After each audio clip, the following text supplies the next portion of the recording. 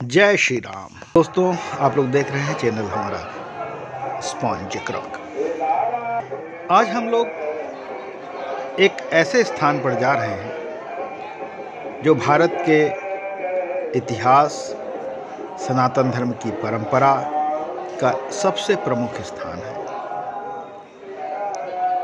जी हाँ, आप बिल्कुल सही समझे, अयोध्या, भगवान श्री राम की जन्मस्थली।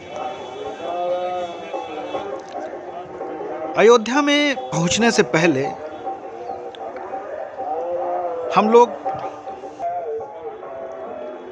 भगवान श्री हनुमान जी के दर्शन करते हैं।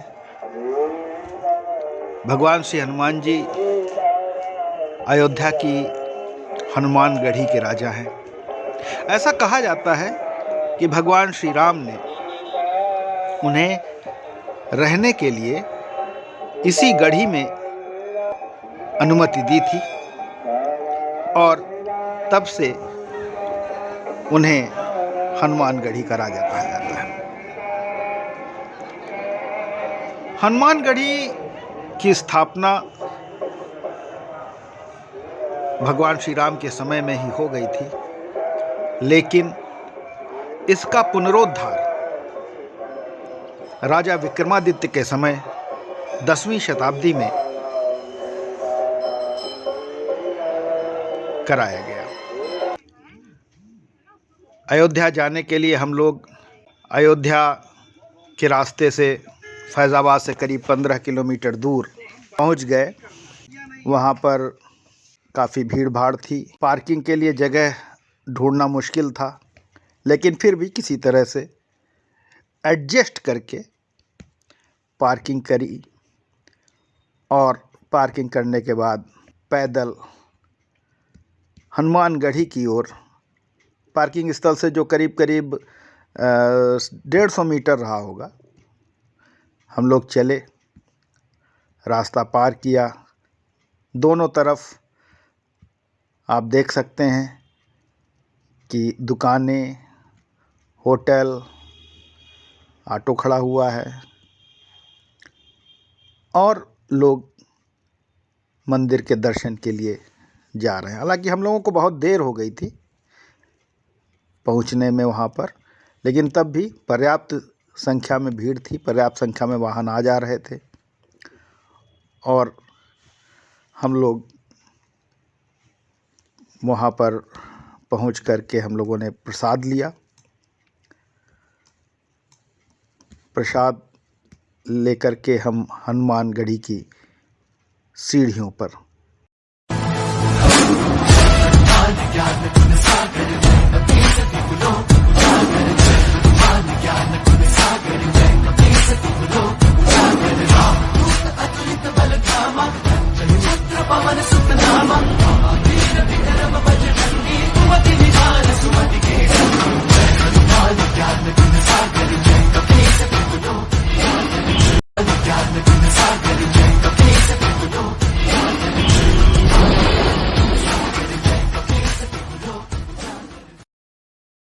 चढ़ते हुए हम भगवान श्री हनुमान जी का दर्शन करने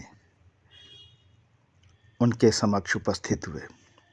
दोस्तों, ऐसा कहा जाता है कि अगर आपको भगवान श्री राम के दर्शन करने हैं, भगवान श्री राम की जन्मभूमि के दर्शन करने हैं, तो सबसे पहले हनुमान जी की आज्ञा हनुमानगढ़ी जाकर लेनी पड़ती है।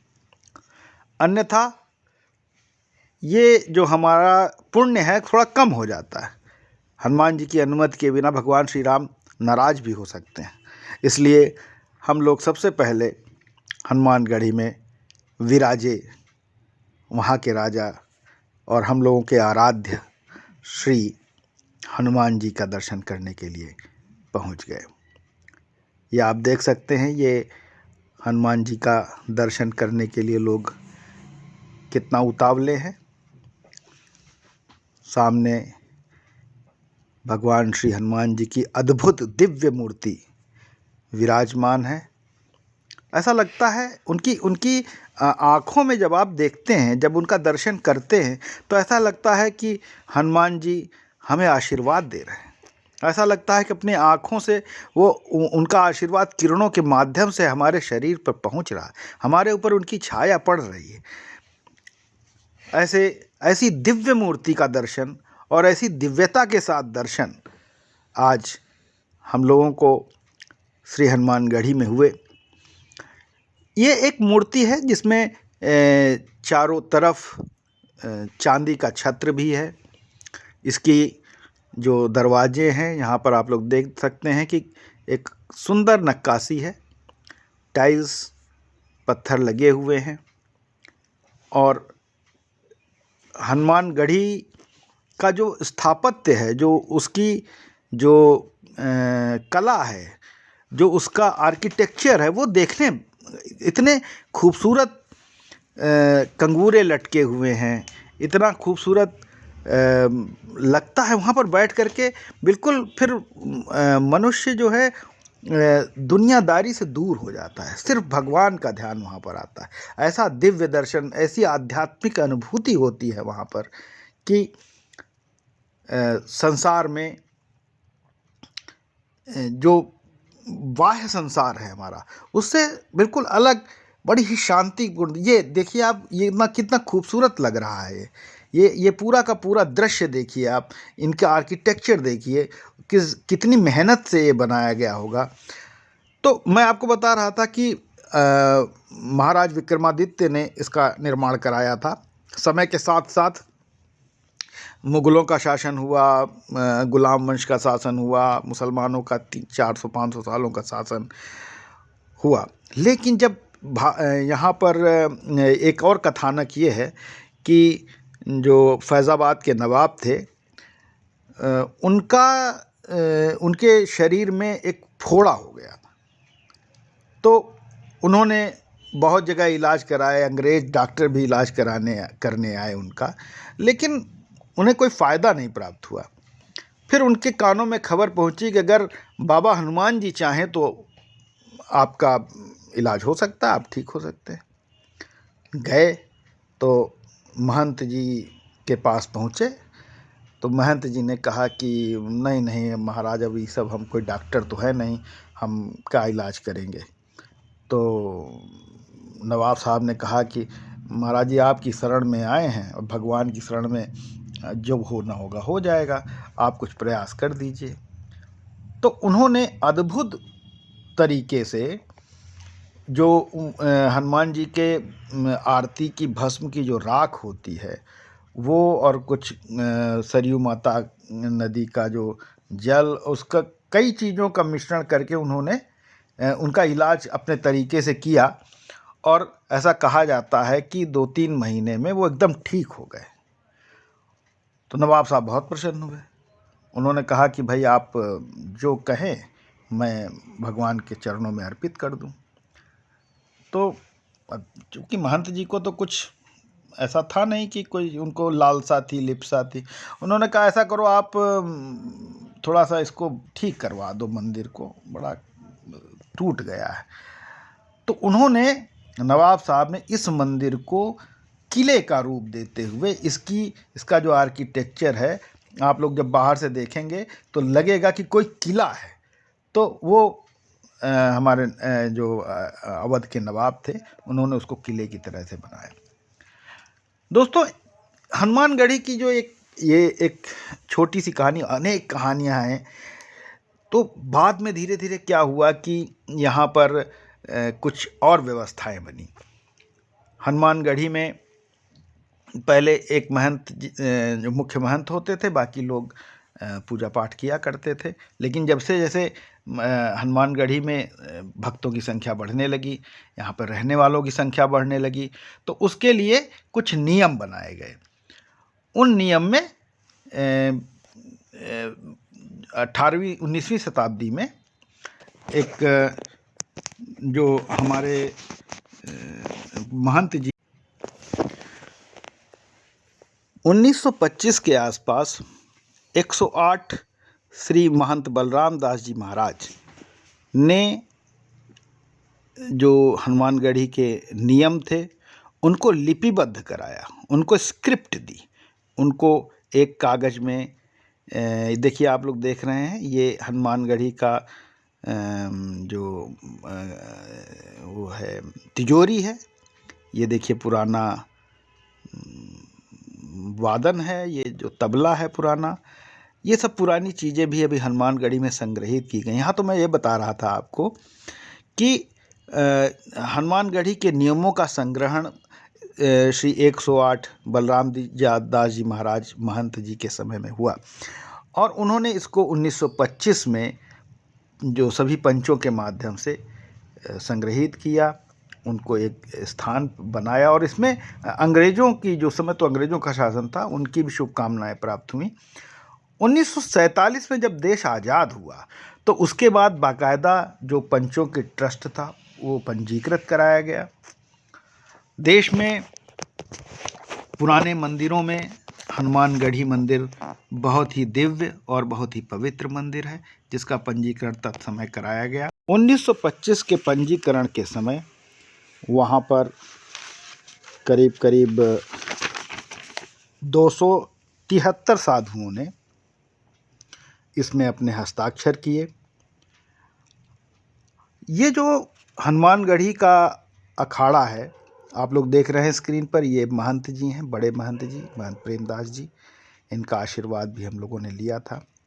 तो मैं ये बता रहा था कि ये जो हनुमानगढ़ी है वो रामानंदी अखाड़े से जुड़ा हुआ है, जिसे अयोध्यावासी हनुमानगढ़ी अखाड़ा भी कहते हैं।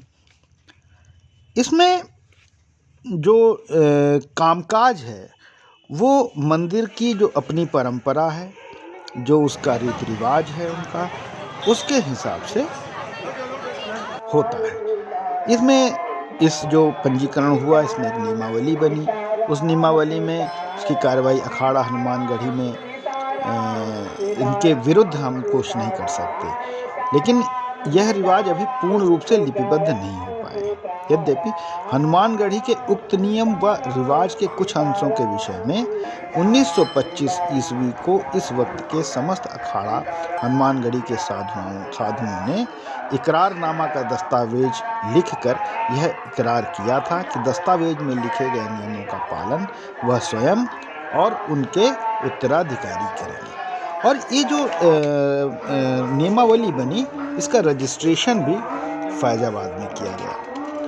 हमारा जो रामानंदी अखाड़ा है वैष्णव संप्रदाय से जुड़ा है और इसमें विरक्त साधुओं की 3 अनी मतलब 3 संप्रदाय हैं उनके, जैसे एक निर्वाणी संप्रदाय, दूसरा निर्मोही संप्रदाय और तीसरा है दिगंबर संप्रदाय। और इसके साथ साथ इनके अंदर 7 अखाड़े आते हैं। उन 7 अखाड़ों के नाम हैं निर्वाणी, निर्मोही, संतोखी, महानिर्वाणी, दिगंबर, खाकी, निरालंबी। ये 7 अखाड़े कायम हैं और इन अखाड़ों में साधुओं की जो शिक्षा दी जाती है वो सैनिक नियमों पर निर्माण की व्यवस्था है। और च्युतः संप्रदाय का जो साधु इस नियम को अपने गुरु स्थान की सेवा करने के छोड़कर समस्त संप्रदाय की सेवा करना चाहता है, अखाड़े में सम्मिलित होता है, अखाड़े के नियमों का पालन करता है, वह अखाड़ा मल कहलाता है।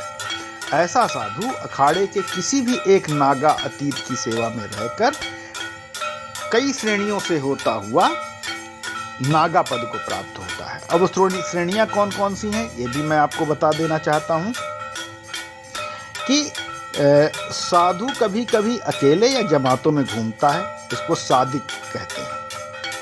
फिर साधु प्रत्येक जमात में अपने अपने अखाड़े के अंग होते हैं, जिसमें अब देखिए अंतिम श्रेणी में नागा तक पहुंचता है वो। तो जो पहली श्रेणी है वो ये है कि बड़ा नागा अपने से बड़ा नागा अतीत के लिए दातून काट कर लाए और दे, ये पहली श्रेणी। दूसरी श्रेणी हो गई जो साधु है वो अपने बड़े नागा की सेवा करे, जल भरे, उनको स्नान कराए। तीसरी श्रेणी हो गई बंदगीदा, चौक लगाए, मतलब बंदगीदा मतलब पूजा पाठ का चौक लगाए। रसोई करे, नागा को खाना खिलाए, रसोई। इसी तरह श्रेणी 4, श्रेणी 5 भगवान की सेवा पूजा करे, श्रेणी 6 नागा सेवकों को टिकाए, उनको पूजाए कुंभ का प्रबंध करे। इस तरह करते हुए 7वीं श्रेणी में पहुंचने के बाद ही वह नागा पद को प्राप्त होता है।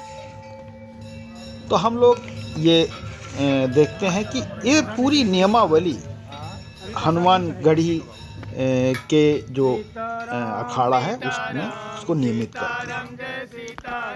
इस तरह से भगवान श्री हनुमान जी की यह गढ़ी पूरे विश्व में प्रसिद्ध है और यहाँ पर हमको इनका जो दर्शन करके जिस दिव्यता की अनुभूति होती है, जिस पवित्रता की अनुभूति होती है, जिस आध्यात्मिक सुख की अनुभूति होती है, वह अन्यत्र कहीं नहीं होती। रुक जाइए थोड़ी देर, अभी रुक जाइए, लाइव चल रहा है भाई, आप मोबाइल के सामने लगाइए।